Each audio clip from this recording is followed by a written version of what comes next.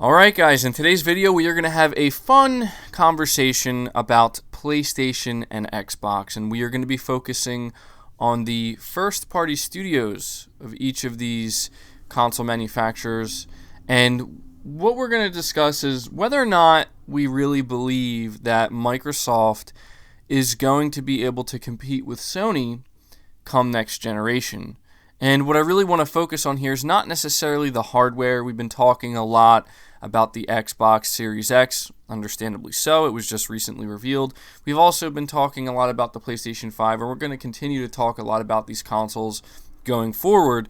But today I just want to focus on the first-party studios and talk about the games and the overall quality that we're going to be expecting from both Sony and Microsoft. And I want to attempt to answer the question, can Microsoft's studios truly compete with Sony studios? And the thing that really kind of made me start thinking about this is I came across a Twitter thread where Jonathan Cooper, he is an ex-Naughty Dog animator, actually had something to say about this, and he was kind of responding to somebody who was kind of asking the same question, or kind of making it sound like that when you list off all of the studios that Microsoft currently has, including the ones that they've acquired, that this automatically makes it so that they can compete with Sony. But what Jonathan Cooper had to say is none of the purchased studios are at the same level as Sony's first party, and will only get there with support and long-term hiring and financial support. I do prefer this route to creating entirely new studios that have no shared culture, though. So yeah, a pretty straightforward answer from Jonathan Cooper here. He believes that it's going to take time, a significant amount of time.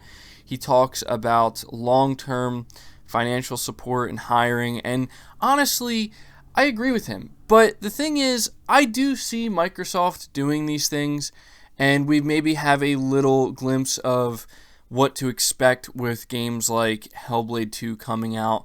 But I still think that Microsoft has a long way to go. Something I've been seeing a lot of people kind of bringing up ever since we saw revealed during the Game Awards the Xbox Series X and Hellblade 2. Obviously, it generated a lot of excitement, a lot of conversation with the gaming community. But I've seen a lot of people kind of acting like, guys, come on. They show one game and everybody's losing their minds, suddenly acting like this is the big Xbox comeback. And I will admit that there have been some people, I don't want to say a lot of people, because honestly I haven't been paying too much attention to it, but I've definitely seen it. There have been some people who are acting as if Microsoft having this Xbox Series X announcement, and specifically the Hellblade 2 announcement, that this is it, right? That like suddenly makes up for everything, and it's just, they've reached the next level, just like that. And I don't agree with that line of thinking. I'm a little bit more reserved, or I'd say maybe even a lot more reserved, where I definitely am excited for Hellblade 2, and I think it's going to be a great game based off of what we've seen. Obviously, we need to see gameplay. I don't think there's anything wrong, though, with getting excited at what we've seen, at just being excited for Hellblade 2 in general. Absolutely nothing wrong with that. I don't think there's anything wrong with being excited for the Xbox Series X either, but I think people need to kind of, at least the people who are getting ahead of themselves, they need to realize that what Jonathan Cooper is saying here is actually 100% true. Microsoft has a very long way to go in proving that their studios are going to be able to truly compete with Sony. And so you might be asking yourself, well, why does it matter? Does Microsoft studios, do they really need to compete with Sony? Does it matter if they compete with Sony studios? I think it is. Yeah, I'm not saying that it needs to matter to everybody, but from where I'm sitting and the way I kind of see things is Sony has been doing things really well in the first-party space. Their studios have always kind of been cutting edge, and you can clearly see throughout this generation that their studios have grown tremendously. The talent is just, it's overflowing, and that's a great thing, and that's a key word there. You talk about talent. We just talked yesterday about how a developer went on record saying that they believe the PlayStation 4 has the best-looking games in the world, and that's not due to the power factor. That's due to pure talent. That comes down to the art direction and the individuals who are creating these games. They just have this raw talent that really you can't put a price on. You can't really quantify it. It's just there, and it's grown organically. You can clearly see that with Sony Studios. And so I look at the games that are coming up ahead of us, right? I look at The Last of Us Part 2. I look at Ghost of Tsushima. I look at both of these games. They're going to be closing out the PlayStation 4 generation, which is insane to think about after everything we've already gotten. Especially for me, after all of these games I've experienced in such a short period of time, it's insane to think that, right? And I truly believe that these games are going to really surprise us. Like, for me, I think The Last of Us Part 2 is going to be the closest thing we get to a next-gen game this gen. That's just my thoughts on it. That's my expectation for it. And so to think about what these studios, what this talent is going to be capable of doing next generation with even better hardware, but, more advanced technology, I think it's really going to be difficult for Microsoft Studios, because the thing about a lot of the studios that they have right now, some of them I would say are proven, I guess you could say, right? Like, we know that Playground Games, when it comes to creating the Forza Horizon series, yeah, they're proven. There's no doubt that they're going to set a new bar for, like racing games, I guess, with Horizon 5 next generation, which will be pretty cool. You think about the Coalition, I guess they're proven. I think a lot of people who are Gears fans would say that they've proven they can make good Gears games, and I think it's kind of obvious that they're going to continue Gears going into next generation. Frankly, though, with a studio like the Coalition, I would love to see that talent kind of spread their wings and do a new IP, right? Like, that's what we're talking about here. Those are the types of things that Sony allows their studios to do. They make two teams, and a lot of times they even allow their A team to just do something completely new, do something risky. I feel like for the Coalition, I'm sure they have a lot of talent there. They've proven they can make a really good single-player type experience with, like, Gears 5, right? So let them do that. Let them do something different that's outside of the Gears universe. I don't think that'll happen. At least it doesn't seem obvious it will. You think about 343 Industries, same thing. They're the Halo team. I think it would be great to see 343, considering they definitely have a lot of talent there, to do something outside of the Halo universe, but I just don't think that's likely. But it is nice to see a studio like The Initiative, which is being built from the ground up. It's supposedly quadruple A. We're gonna have to see how that goes. It could be hit or miss, but I'm hoping it'll be hit. It sounds like this is a studio that's gonna try to create those big action adventure games that compete with Uncharted and God of War, and we'll have to see. And that the thing is, again, this is where Jonathan Cooper once again is completely correct, because whatever The Initiative is working on, it's so far away from now. It's like it's not even on anybody's radar, right? Except for maybe like the hardcore Xbox fans that are really sitting patiently and waiting. Then you think about Playground Games. They have a second team that is building a big AAA fantasy RPG that's likely to be a Fable reboot of some sort. And that could be great as well. And we know there's Hellblade 2, but beyond that, we have to ask ourselves, like, what else is there, right? To where with Sony, not only do you have, I talk about it all the time, but it's worth mentioning in this conversation when you talk about these studios competing directly with one another. You look at all the games that they have lined up that they're going to have sequels for, that alone gets people excited. But we know that Sony is not just going to rest on that. Sony's not going to become complacent, neither are their studios. For example, Naughty Dog is, I'm confident, I'm 100% confident in saying that Naughty Dog is in the early phases, maybe even a little bit further than that, past the conceptualizing stage, in a new IP. That's what they do.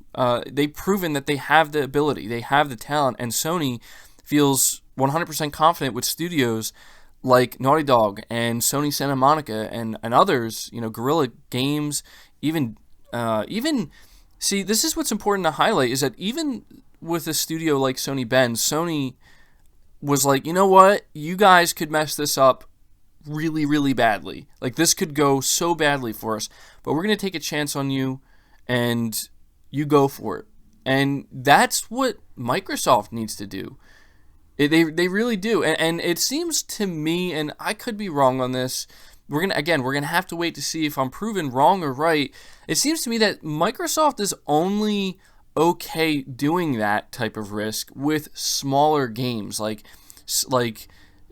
AA games, right? And they're not willing to take their bigger teams and do something really outside the box. Like, even with Hellblade 2, for as excited as I am for that, it is still a sequel, right, to a game that obviously had success. Now, granted, I'm positive that that is exactly what Ninja Theory wanted to do, and frankly, I'm glad they are doing it. I would have been okay with a new IP as well, but it's Hellblade 2.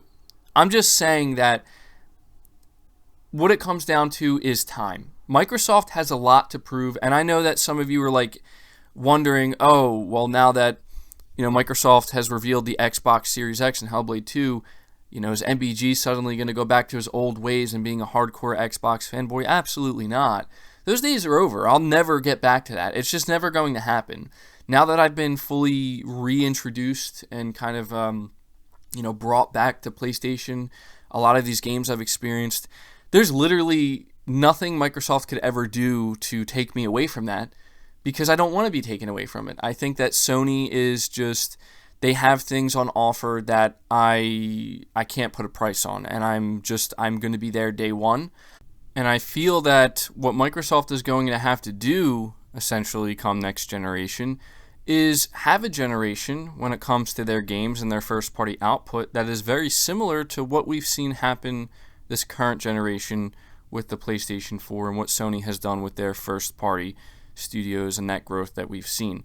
Now, I want to end this video by answering the question, do I think that Microsoft's first-party studios can actually compete with Sony's first-party studios currently? No. Currently, I do not think they can. I think that Microsoft is going to have to spend the next 3 to 4 years really rapidly growing and bringing on talent.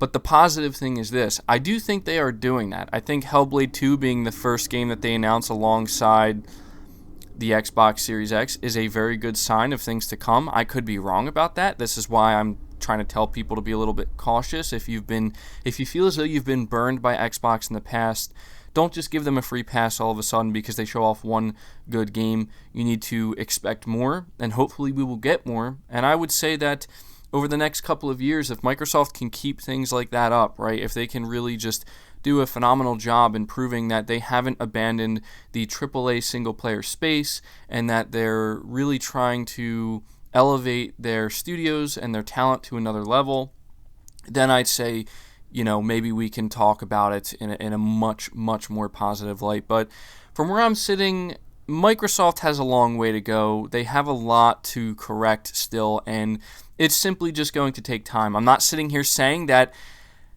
we should just bash them now because it's not here right now. I'm not going to do that because I am understanding that it's going to take time, and I feel like that they've slowly been taking the right steps forward. And I guess I'm just trying to say that I hope that come next generation, 3 to 4 years into it, we can start to have the conversation that, wow, look at this. Sony's first-party studios and Microsoft's first-party studios are butting head-to-head, and it's kind of like we're just getting the best possible experiences from both. And hopefully that's where we end up. I know that there are some people who, for some reason, already feel that way. I don't understand how or why, but it doesn't matter. Everybody's entitled to their own opinion, and that's all this video is. It's just my opinion and my thoughts on this. I did think it would make for an interesting conversation. So at this point, I want to ask you guys to let me know your thoughts down in the comments below. Do you believe that Microsoft's first-party studios currently can actually compete with Sony's? And if not, do you think that there's the potential going into next generation over the next 3 to 4 years that by the time we're kind of halfway through the next generation, do you think that they could compete at that point, or do you just have no hope? Do you think that Microsoft is just maybe going to have a couple good games here and there, but that's really it, and they're just not going to be able to really bring the same type of games that we've seen Sony bring to the table this generation? Let me know your thoughts down below. Going to be really interested to hear what you guys have to say. Leave the video a like if you did enjoy it. If you enjoyed the commentary, really helps it out. Lets me know you guys enjoy the content. Subscribe to the channel if you're new and haven't already. Hit the bell notification icon so you never miss an upload, and feel free to share this video out on top of all that. But until next time, guys, take care.